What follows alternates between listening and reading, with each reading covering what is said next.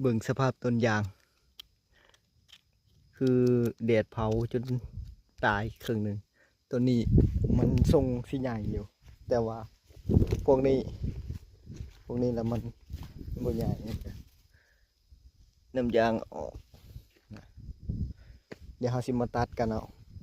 ถ้าปล่อยไว้มันลมพัดมันอาจสิหักก็ว่ามันสิตายอีก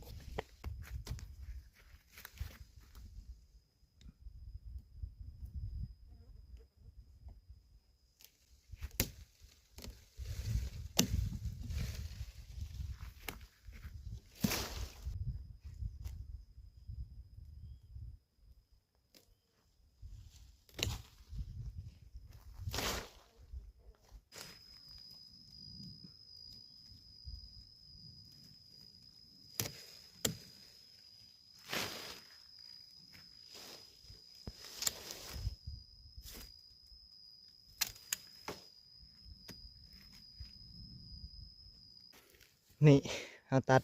ให้มันขึ้นใหม่เนาะมันก็จะขึ้นอยู่แถวนี้หรือว่าแถวนี้หรือว่าถ้ามันบ่ขึ้นมันจะขึ้นเนงใหม่ครับก็ค่อยติดเอาถ้าจงไว้มันก็ตายมันจะตายนะที่มันตายเปลี่ยนไปมันก็เป็นแบบนี้แหละนี่ตัวนี้ตายแกเลยย้อนว่านี่แหละแดดเผาตายครึ่งหนึ่งแล้วก็ถ้าเขาตัดมันน่าจะขึ้นนี่ถ้ามันขึ้นนี่เขาก็บ่เอาเขาก็หลีกเอาใหม่ถ้ามันขึ้นอยู่ต่ำๆแล้วงามต้น